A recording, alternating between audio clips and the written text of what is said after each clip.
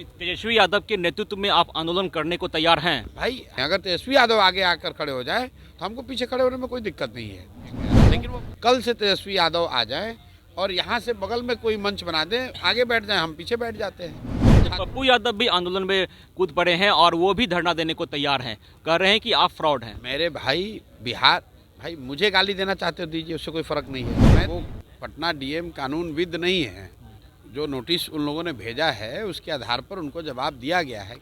अभी हमारी मौजूदगी राजधानी पटना के ऐतिहासिक गांधी मैदान में है, जहां गांधी मूर्ति के नीचे अपनी 5 सूत्री मांगों को लेकर प्रशांत किशोर धरना पर बैठे हुए हैं। ठंड की रात है और रात के 2 बज रहे हैं और 2 बजे भी प्रशांत किशोर का धरना प्रदर्शन जारी है। प्रशांत जी, कब तक बैठेंगे? ठंड की रात है और लगातार बैठे हुए हैं। भाई अभी तो बैठना शुरू ही किया है, कब तक बैठेंगे ये तो सरकार पर निर्भर करता है।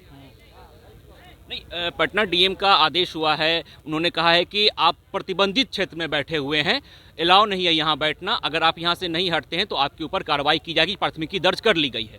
नहीं ठीक है, ये तो पटना डीएम का अपना असेसमेंट है ना, वो पटना डीएम कानूनविद नहीं है। जो नोटिस उन लोगों ने भेजा है उसके आधार पर उनको जवाब दिया गया है। कानून में कहीं पर भी इस बात का उल्लेख नहीं है, जिस हाईकोर्ट के रूलिंग का हवाला वो लोग दे रहे हैं उसका कहीं उसमें ये बात नहीं कही गई है कि आप अनशन पर नहीं बैठ सकते हैं।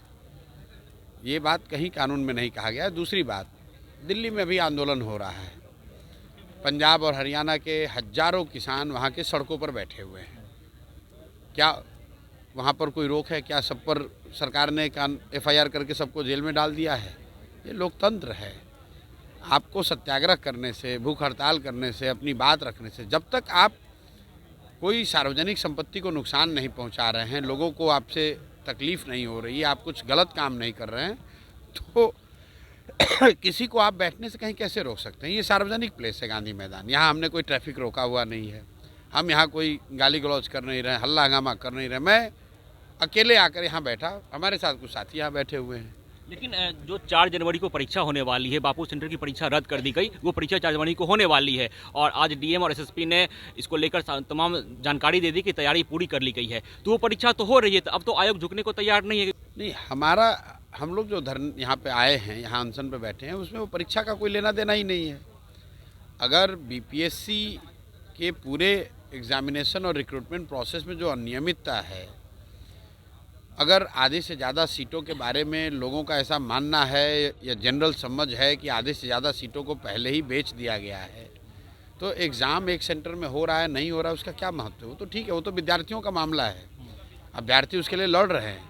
हम लोगों की भी मांगों में वो मांग शामिल है कि इसकी उच्च स्तरीय जाँच हो और फिर से री एग्ज़ाम हो, लेकिन ये अनशन जो है वो सिर्फ अभ्यर्थियों के पुनर्परीक्षा के मांग को लेकर नहीं है, ये बिहार के युवाओं के साथ पिछले 10 साल से हो रहे अन्याय के खिलाफ है, बिहार में ध्वस्त हुई शिक्षा व्यवस्था के खिलाफ है।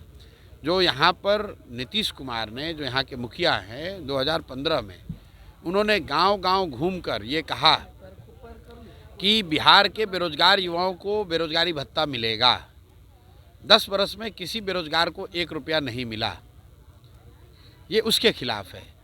ये बिहार के में डोमिसाइल न होने की वजह से बिहार के जो सरकारी नौकरी हैं उसमें अन्य राज्यों के बच्चों को जो नौकरी मिल जा रही है उसके खिलाफ है। अगर डोमिसाइल यहाँ लागू होता तो कम से कम 2/3 नौकरियाँ तो ज़रूर बिहार के बच्चों को मिलती। ये अनशन उसके खिलाफ है कि जो पिछले 10 बरस में जितने एग्ज़ाम्स में पेपर लीक हुए, जिसमें हल्ला हंगामा हुआ, सरकार ने बयानबाजी करी, बच्चों ने प्रदर्शन किया, अभी तक सरकार ये नहीं बता रही है कि किस शिक्षा माफिया पर कार्रवाई हुई, किस दोषी ऑफिसर पर कार्रवाई हुआ।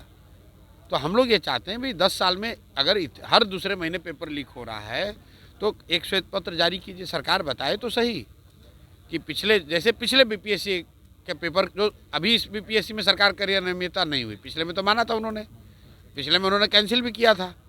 तो ये बता दो कि पिछला जो BPSC था जिसमें आपने मान कर की गलती हुई है, पेपर लीक हुआ है, कैंसिल किया था, उसमें किसको दोष किस पर दोषारोपण हुआ, आपकी किसको सजा हुई? आपकी 5 सूत्री मांगों में ये तमाम मांग शामिल है। बिल्कुल। लेकिन तेजस्वी यादव कह रहे हैं कि आपने हाईजैक कर लिया। जब बीपीएससी अभ्यर्थी आंदोलन कर रहे हैं तो उनके आंदोलन को आपने हाईजैक कर लिया और उसके बाद आप ये तमाम काम कर रहे भाई हैं। तेजस्वी यादव ऑपोजिशन के लीडर हैं, उनके 75 विधायक हैं, इतनी बड़ी पार्टी है, लालू जी के लड़के हैं।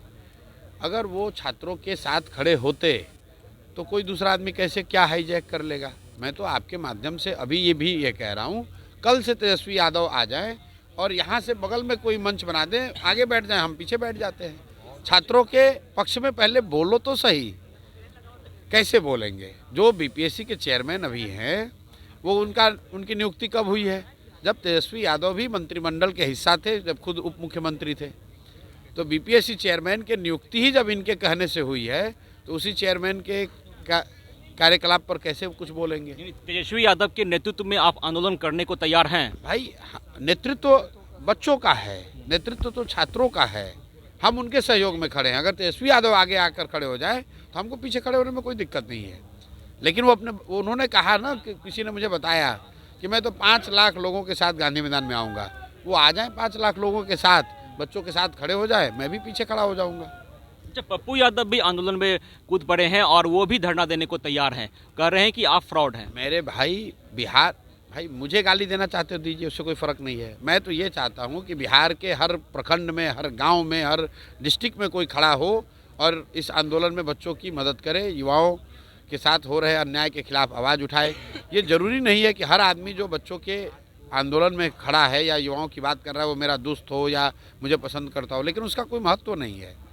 आप मुझे पसंद करते हैं कि नहीं करते हैं उसका कोई महत्व नहीं। महत्व इस बात का है कि क्या आप बिहार में युवाओं के साथ हो रहे अन्याय के खिलाफ खड़े हैं या नहीं हैं। आप किसी जाति को हों, किसी धर्म के हों, किसी विचारधारा के हों, किसी पार्टी के हों, ये आंदोलन प्रशांत किशोर नहीं कर रहे हैं। ये आंदोलन तो वो बच्चे कर रहे हैं जो पिछले 15 दिनों से बहुत कठिन परिस्थिति में बैठकर धरना प्रदर्शन अनशन कर रहे हैं, जिसकी कोई सुध नहीं ले रहा है। कम से कम आज वो गांधी मैदान में बैठे हैं तो आप लोग आकर 1 बजे उसका इंटरव्यू तो ले रहे हैं, लोग इस बात का संज्ञान तो ले रहे हैं। अगर तेजस्वी जी आ जाते तो कम से कम और मीडिया का आती, उनके 75 विधायक आ जाते, पूरा तंत्र आता, बहुत बड़ी सिक्योरिटी के साथ वो लोग चलते हैं तो उनकी सिक्योरिटी भी हार रहती।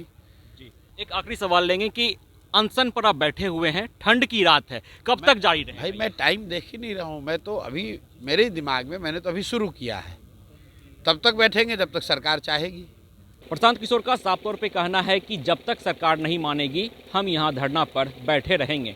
नेता प्रतिपक्ष तेजस्वी यादव का कहना है कि प्रशांत किशोर ने छात्रों के आंदोलन को हाईजैक कर लिया है। प्रशांत किशोर का कहना है तेजस्वी यादव को कि अगर तेजस्वी यादव भी यहाँ आ जाएं, मेरे बगल में मंच बनाकर धरना पर बैठ जाएं तो हम उनके पीछे जाकर बैठ जाएंगे। हमारी सिर्फ ये मांग नहीं है कि री एग्ज़ाम हो, हमारी 5 सूत्री मांगों को पूरा कर लिया जाए तो हम हट जाएंगे यहाँ से धरना से। अब देखना यह दिलचस्प रहता है कि जिस तरह से पटना डीएम ने आदेश दे दिया है कि यह प्रतिबंधित क्षेत्र है, यहाँ पर आप धरना नहीं कर सकते हैं। प्रशांत किशोर के खिलाफ प्राथमिकी दर्ज कर ली गई है। अगर प्रशांत किशोर यहाँ से नहीं हटते हैं अपने लोगों को लेकर तो प्रशांत किशोर के खिलाफ कार्रवाई होगी। लेकिन प्रशांत किशोर का साफ तौर पे कहना है कि हम यहाँ से नहीं हटेंगे। अब देखना यह दिलचस्प रहता है कि प्रशांत किशोर कब तक अपनी मांगों को लेकर यहाँ बैठे रहते हैं। Vishwajeet Anand, first Bihar, Patna. Panorama group, जो सोचता है वो करता है। ये लो मुंह मीठा करो, आज मैंने अपना जॉब छोड़ दिया, अब हम पूर्णिया वापस जाएंगे। जॉब छोड़ दिया है? मतलब ये घर कैसे चलेगा? हम करेंगे क्या? और माँ बाबूजी क्या बोलेंगे? इसलिए मैं एक और मिठाई का डब्बा लाया। अपने बिजनेस के लिए लोन अप्रूव हो गया। अरे लोन अप्रूव हो गया वो तो ठीक है, लेकिन पूर्णिया में हम रहेंगे कहाँ? अपना घर भी तो नहीं है वहाँ। इसलिए तो एक और मिठाई का डब्बा अलग से लाया हूँ। हमने पूर्णिया में घर ले लिया है, पूर्णिया के ई होम्स पैनोरमा में। पूर्णिया में पैनोरमा ग्रुप लेकर आए हैं ई होम्स पैनोरमा। बड़ा घर, आलीशान जिंदगी और अत्याधुनिक सुविधाओं के संग। अरे अब क्यों मुंह मीठा करवा रही हो? क्योंकि हम घर वापसी जो कर रहे हैं। घर वापसी की खुशी पूर्णिया में ई होम्स पैनोरमा के संग। E homes Panorama, luxurious lifestyle redefined.